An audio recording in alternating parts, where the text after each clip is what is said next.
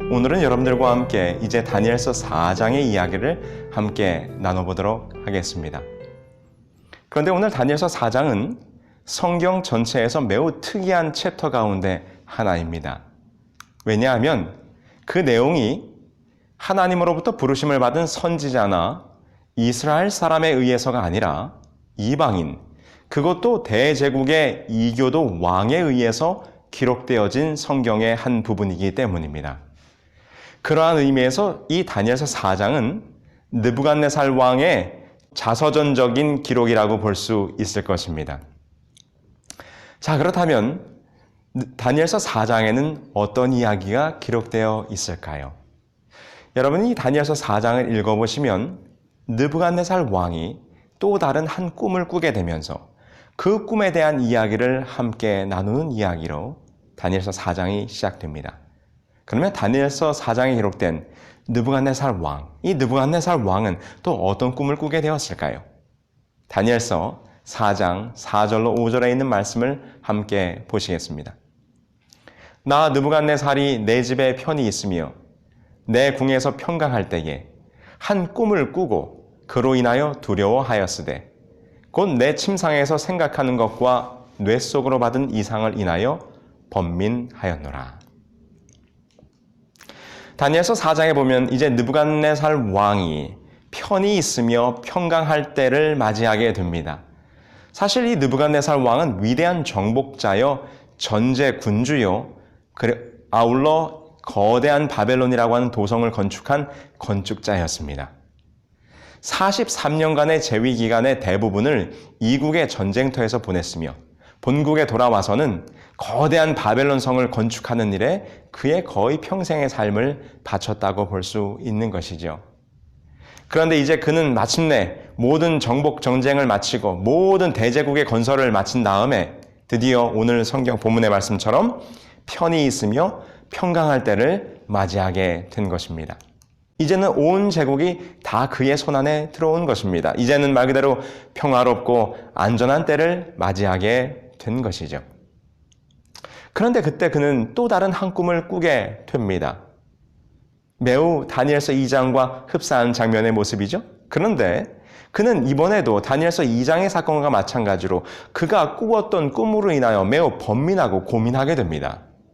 그래서 그는 다시 한번 다니엘서 2장의 사건 때처럼 그 꿈을 해석하도록 하기 위해서 바벨론의 모든 박사들을 궁궐 안으로 초청하게 됩니다. 다니엘서 4장 6절로 7절에 있는 말씀이죠.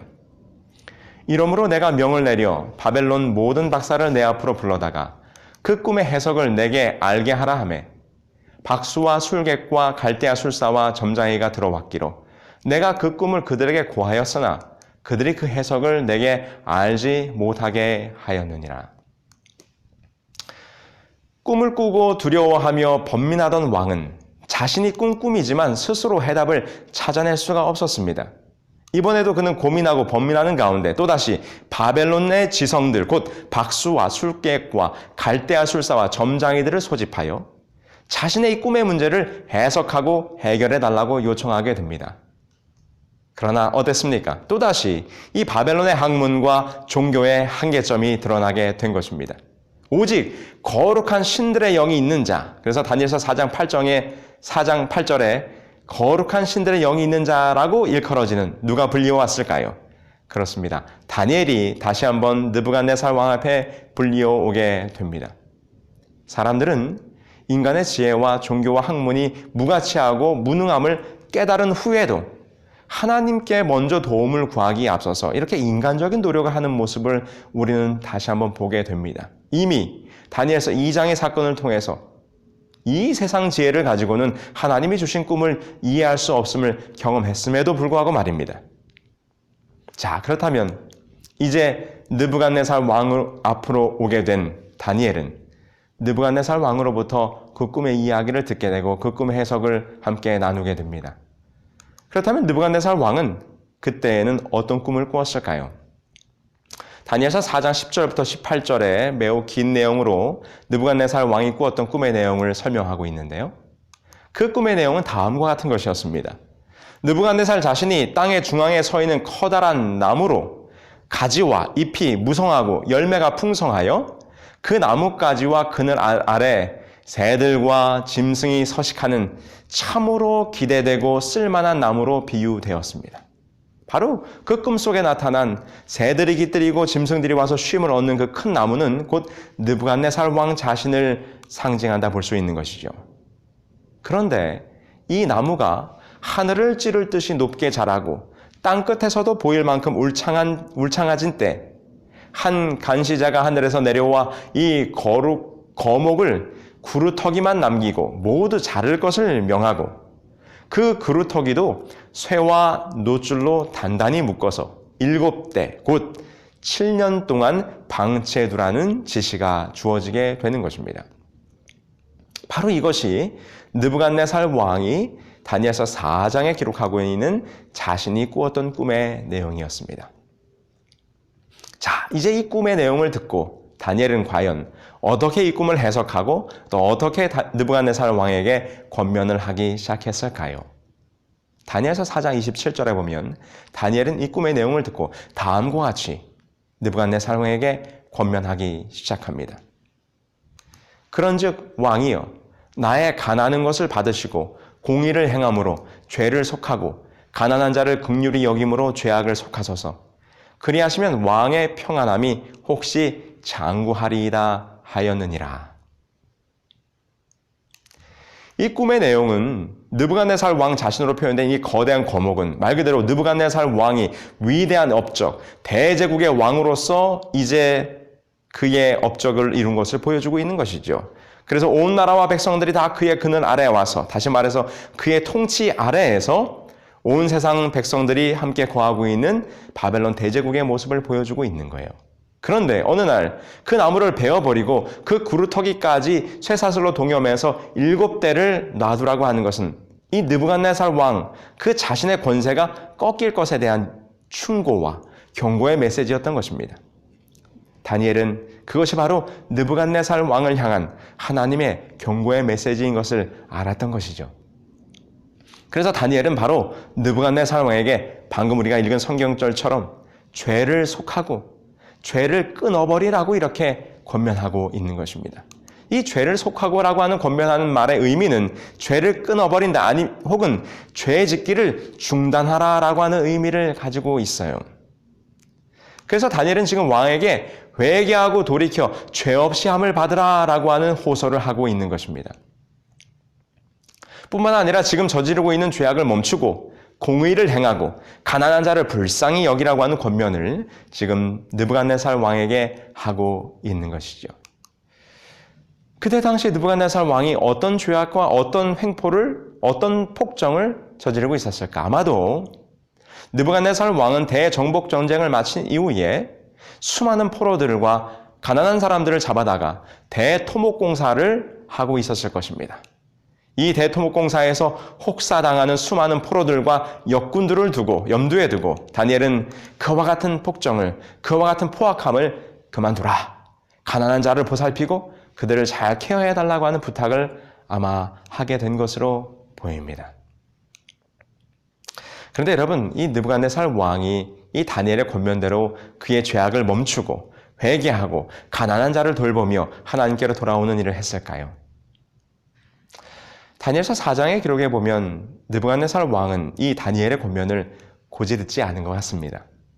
그런데 여러분, 놀라운 하나님의 은혜가 주어집니다. 왜냐하면 하나님께서 이미 꿈을 통해서 그리고 다니엘을 통하여 이 느부갓네살 왕에게 너의 죄를 회개하고 돌이키라라고 하는 권면과 충고와 경고를 주었음에도 불구하고 하나님께서는 무려 1년 동안 느부갓네살 왕에게 회개할 수 있는 기회를 연장하여 줍니다.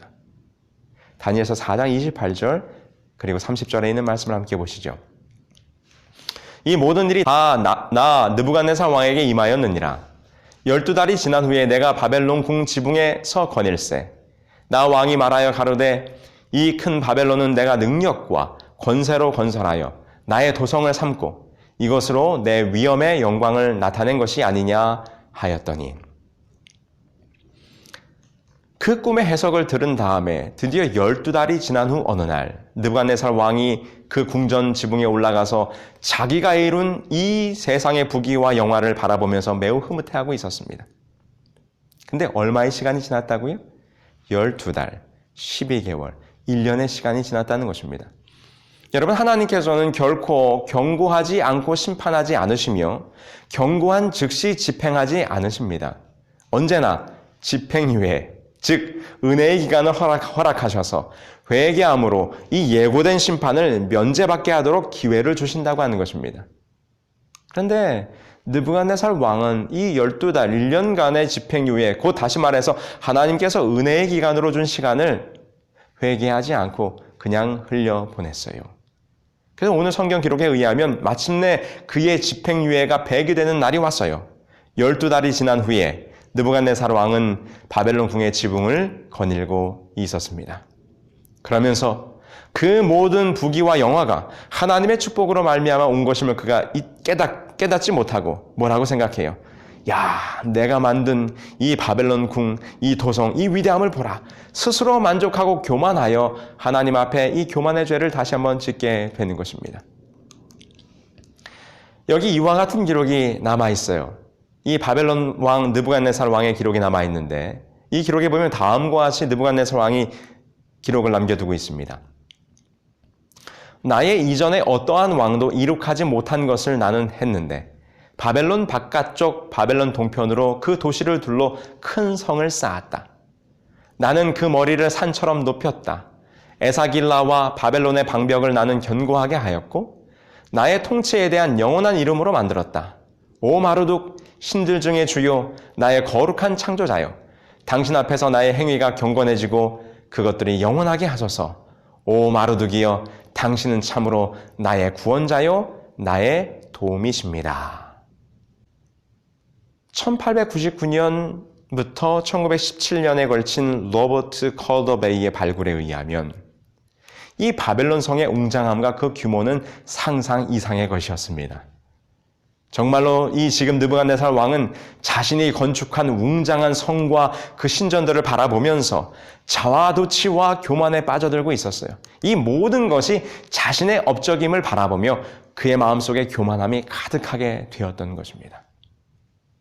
자, 이렇게 그가 하나님의 경고를 무시하고 자신이 이룬 업적에 대해서 스스로 만족하여 교만한 죄를 범하고 있을 때 드디어 하나님께서 예고하셨던 하나님의 심판이 그에게 임하게 된 것입니다.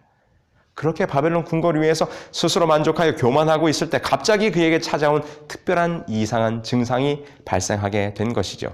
다니엘서 4장 32절에 있는 말씀입니다. 내가 사람에게서 쫓겨나서 들짐승과 함께 거하며 소처럼 풀을 먹을 것이요.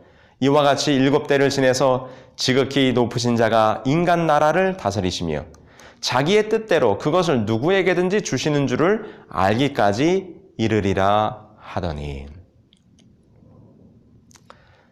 그토록 기고만장하던 느부갓네살 왕은 갑자기 하늘로부터 들려온 하늘의 선고를 듣는 순간 그에게서 사람의 마음이 떠나고 짐승의 마음이 작용하기 시작했습니다. 인간의 정신을 잃어버렸어요. 그리고 소처럼 들풀을 뜯어먹으면서 저 들판에서 잠을 자고 짐승처럼 그가 변하게 되었다고 하는 것입니다. 온갖 새들과 짐승들이 그 나무 밑에 와서 쉬던 거목으로 성장했던 느부갓네살 왕이 미퉁이까지 잘리어서 인간의 정신을 잃어버리고 들판에서 소처럼 늑대처럼 그렇게 살아가게 됐다는 것이죠.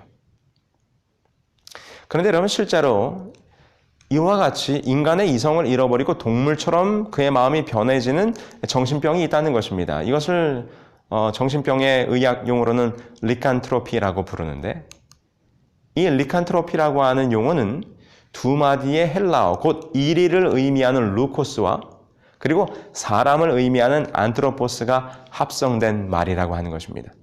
그래서 사람이긴 사람인데 뭐 같아요? 루코스, 이리, 늑대와 같은 마음을 가진 사람이 된 거예요. 그래서 겉은 사람이지만 이 정신은 인간의 이성을 잃어버리고 짐승처럼, 늑대처럼 그렇게 살아가게 되는 병이 있다고 하는 것입니다. 그렇다면 정말 느부갓네살 왕은 역사 속에서 이와 같은 정신병을 앓았을까요? 고대 바벨론의 점토판에 이 느부갓네살 왕이 이와 같은 정신병을 앓았다고 하는 정확한 기록은 없지만 이 느부갓네살 왕의 정신이 좀 이상해졌다고 하는 것을 암시하는 한 희귀한 점토 문서가 발견됩니다. 1975년 그레이슨 교수에 의해서 출판된 이 내용에 보면 대영제국 박물관에 소장된 이 문서에는 그 문서의 내용이 많이 훼손되어 있긴 하지만 그 문서의 내용을 가만히 읽어보면 매우 흥미진진한 이 느부갓네살 왕이 좀 비정상적인 이런 상태였다고 하는 것을 암시할 수 있는 내용을 볼 수 있습니다. 제가 그 내용을 좀 읽어보죠. 이와 같은 내용이 적혀 있습니다. 느부갓네살은 생각했다. 그의 생애는 아무 가치가 없는 것으로 나타났다. 그리고 바벨로니아 사람들은 에윌 마르둑에게 나쁜 권명을 했다. 그런데 그는 전혀 다른 명령을 내렸다. 그러나 그는 자신의 입에서 나오는 말을 주의하지 않았다. 그는 자녀들에게 사랑을 보이지 않았다. 가족과 친척은 존재하지 않았다. 그의 주의는 에사길라와 바벨론의 복지를 증진시키는 데 기울여지지 않았다. 그는 신중의 신에게 빌었고 그의 손을 들면서 탄원하면서 들었다. 그는 위대한 식 마르둑을 향하여 슬피 울었다. 그의 기도는 계속되고 또 향하여. 자, 이와 같은 고대 점토판의 내용이 발견됐어요. 이러한 본문의 내용을 보면 물론 중간중간에 좀 훼손되어서 끊겨 있긴 하지만 바벨론은 느부갓네살 왕은 자신의 인생의 가치를 상실하고 신하들에게 엉뚱한 지시를 내리고 대신들의 조언을 거절하며 자녀들에게도 사랑을 보이지 않고 가족들과 친족들에게도 관심을 두지 않았다는 것입니다.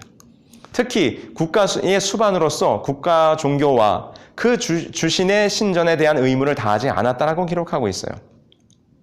그래서 이와 같은 기록의 내용으로 봤을 때 느부갓네살 왕이 그의 통치 기간 동안 뭔가 something 이상해진 때가 있었다고 하는 것을 우리는 고고학적으로 증명해 보게 되는 것이죠.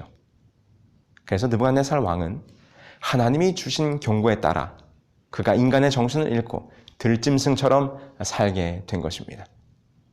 언제까지요? 기한이 찰 때까지. 자, 그 다음의 이야기를 함께 보시죠. 다니엘서 4장 34절입니다. 그 기한이 참에 나 느부갓네살이 하늘을 우러러 보았더니 내 총명이 다시 내게로 돌아온지라. 이 기한이라 하면 이미 선고된 몇 대요? 곧 7대. 이것은 곧 7년을 가리킴이 틀림없을 것입니다. 그가 회복되는 과정에서 드디어 그 기한이 찼을 때, 7대의 기한이 찼을 때 그는 우러러 보았을 때 다시 하늘로부터 총명이 그에게 되찾아왔다고 기록하고 있어요. 우러러 보았을 때. 어디를 우러러 보았을까요? 하늘을 우러러 보았겠죠. 여러분, 헬라어로 사람을 뜻하는 이 안트로포스는 그 뜻의 의미가 위를 쳐다보는 존재다라는 그런 의미가 있어요.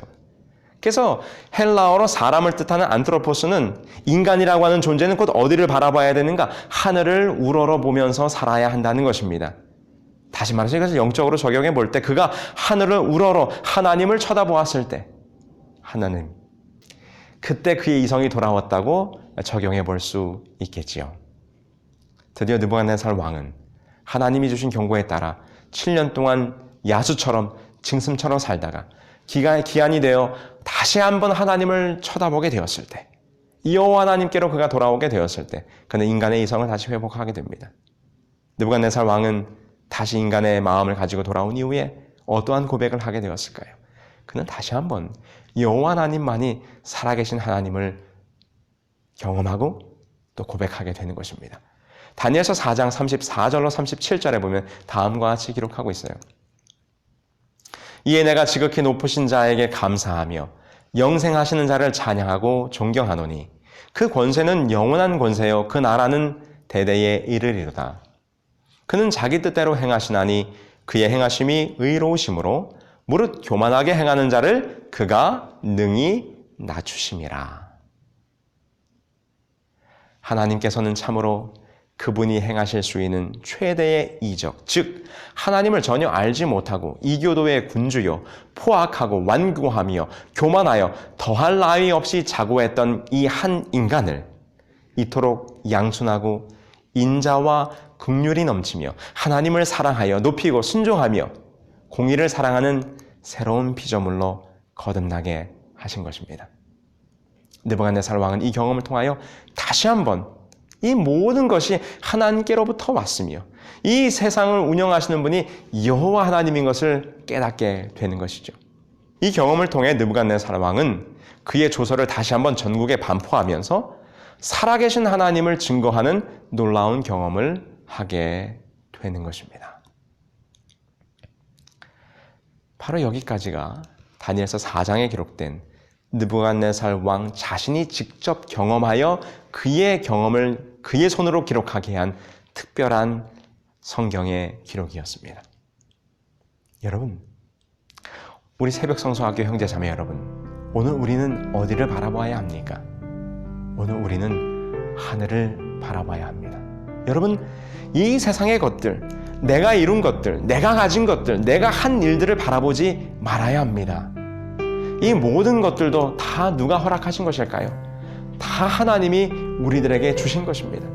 나 자신을 바라보면서 내가 이룬 것을, 내가 가진 것을, 내가 한 일들을 바라보며 자만하는 것은 참으로 위험한 일입니다. 나 자신을 바라보며 자만하지 말고 이 모든 것의 주인 되시며 나의 삶의 주인 되시는 누구를 바라봐야 할까요?